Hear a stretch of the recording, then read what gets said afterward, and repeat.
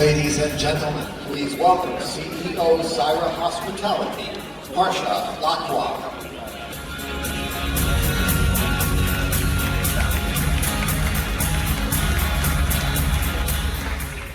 Hi, thank you so much for having me here. But why are we all here?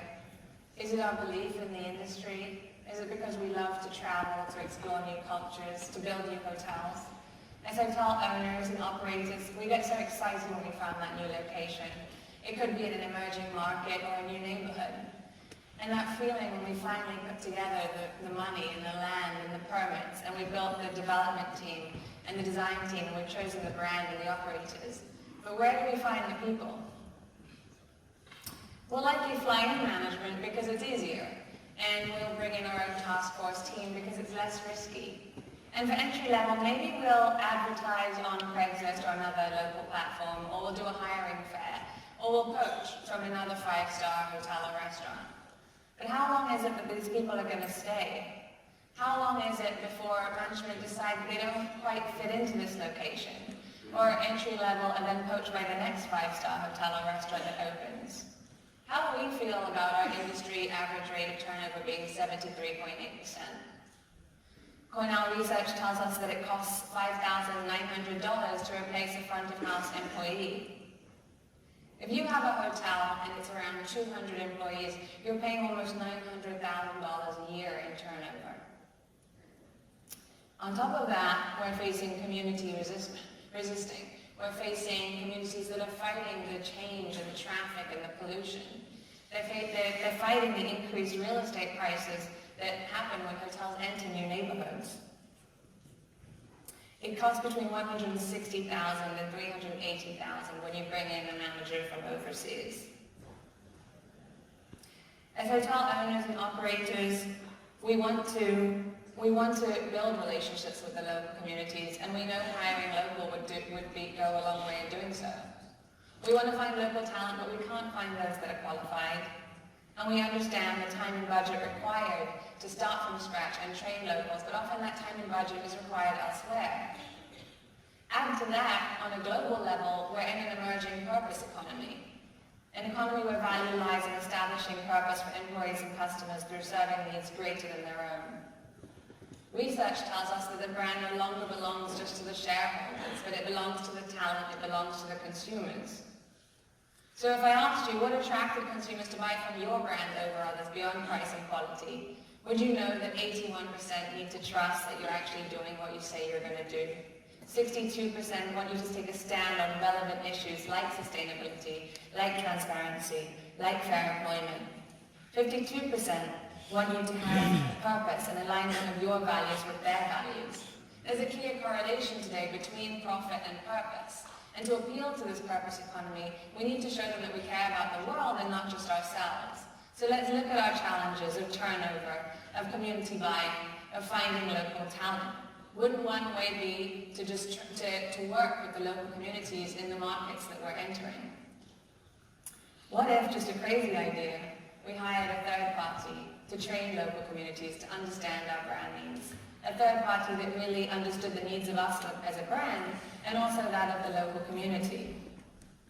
What if we didn't scramble at the last minute trying to find that talent that actually interacts with our guests the most? The bellmen, the bartenders, the housekeepers, the front desk. What if they were already trained and ready to go before we even got there?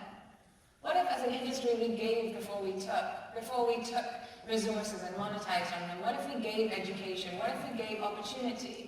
What if we entered a market and a location where they were already loyal to our brand before we even got there?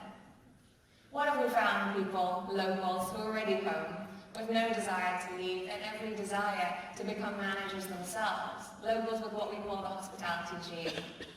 Most of us sitting here are in hospitality. Maybe we fell into it as a means to an end, working our way through college as bussers or bartenders. Or maybe we're career switchers. Or maybe it's been in our family for generations and generations. Hospitality might be in your family, but the hospitality gene isn't. The hospitality gene expands culture, it expands education. The hospitality gene is the gene of service. It's the desire to serve, to make someone's life better. It's a mentality that's based on empathy. Do we all have it? No. But do many of us have it, without realizing, all over the world? Saira Hospitality launches pop-up hotel schools all over the world, giving local communities the knowledge, skills, but most importantly, the confidence to enter the luxury and lifestyle hospitality industry. We find those locals that not only want this opportunity, but need this opportunity, and locals with what we call the hospitality gene. So how does it work? We identify a hotel about 6 months, no less than 6 months before opening, a hotel that's looking to find local, well-trained talent. We promote the program on the ground. We'll do whatever it takes to get the word out. We'll create WhatsApp blasts, we'll post posters, we'll create flyers, we'll pitch at colleges, non-profits, youth empowerment centers. And once we've found enough students, we then find local trainers and we do a train the trainer so that this becomes a sustainable model for the future. Students after 2 months are interviewed 4 times before we accept them into this free of charge school. We're looking for those students that are the diamonds in the rough, the ones that can become brand ambassadors. After 8 weeks and 128 hours of curated content that's made specifically for our brand partner, our students are given 2 certificates. One is a Saira certificate, and one if they elect to take Cornell's online service module course, which is around 8 hours, they'll also receive recognition from eCornell. Upon graduation, hotel partners have a pool of well-trained local talent to hire from on schedule. It's important to note that our graduates are not guaranteed jobs at our partner hotels, but they are highly recommended for interviews. Saira establishes a positive brand presence for the partner 4 or 6 months prior to opening. We proved that we can reduce the turnover rates from 60 or 70% to just 10% in 2016 when we partnered with Liz Lambert and Bunkhouse Hotels in Todos Santos, Mexico. We proved that you can fill 96% of your line-level positions with Saira graduates from the local community.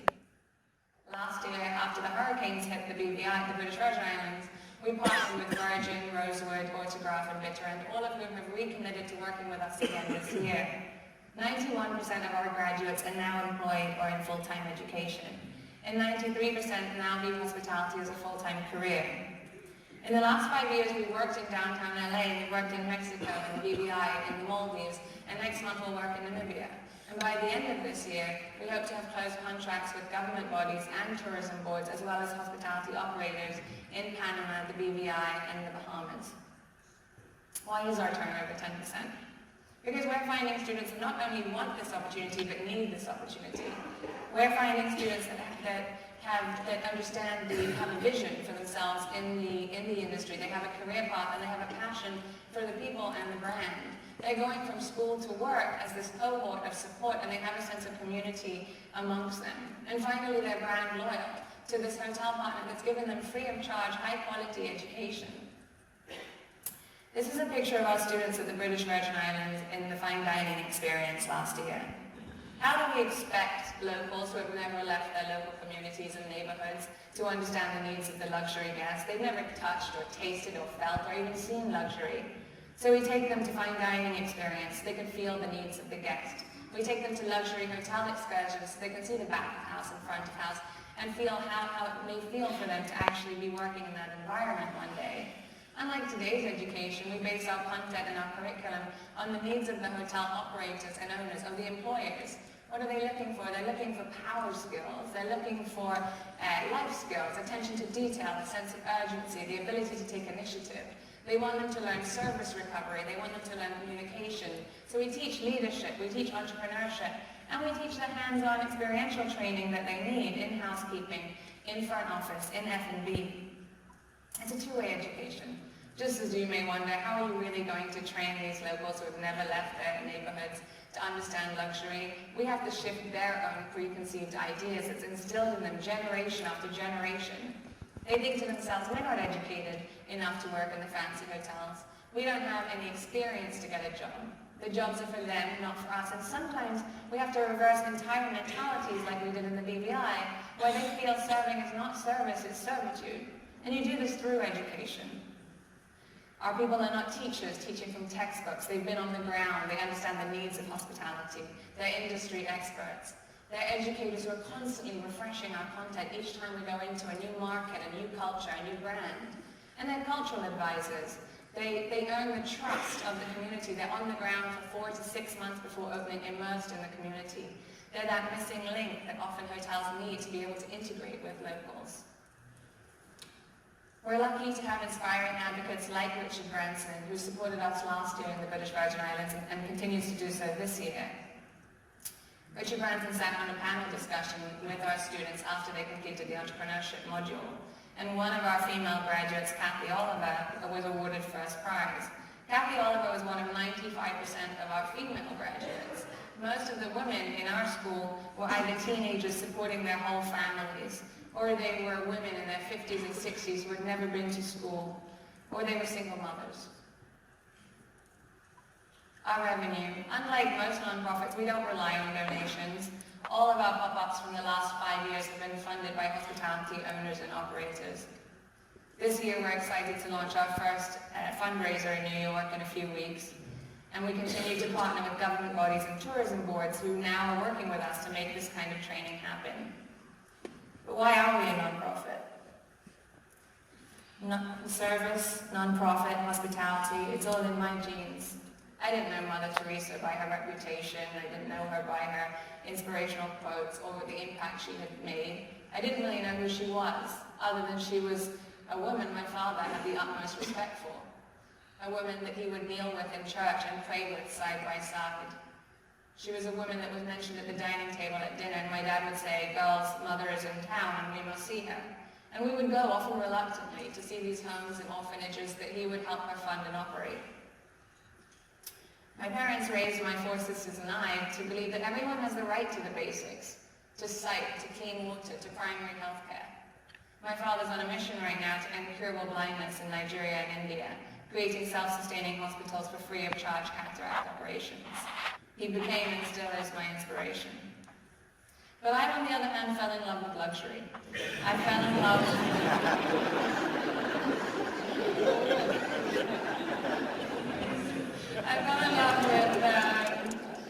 with luxurious hotels. I fell in love with treetop dining pods. I fell in love with hammocks in the Maldives.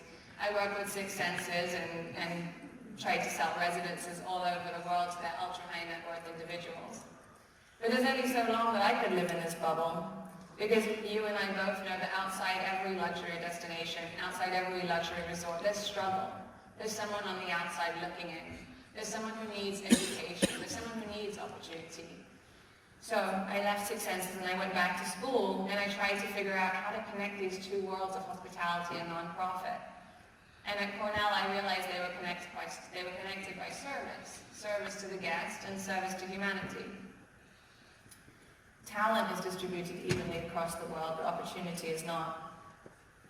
Sustainable, authentic, local, experiential. Aren't we all sick of these buzzwords? What do they even mean? We pat ourselves on the back when we source local products, local coffee, local art. But if we go back to the true meaning of the word local, the noun, the inhabitant of a community, it's a person, it's a human, not a product. It's a human with likely the hospitality gene. We call all these bars and all these restaurants local because one person calls that place home and it's their local. We're focusing so much on local products that we're forgetting the people. And we can't forget the people, because where would hospitality be without people? And where would people be without education, without opportunity? Where would I be without education? Where would you be?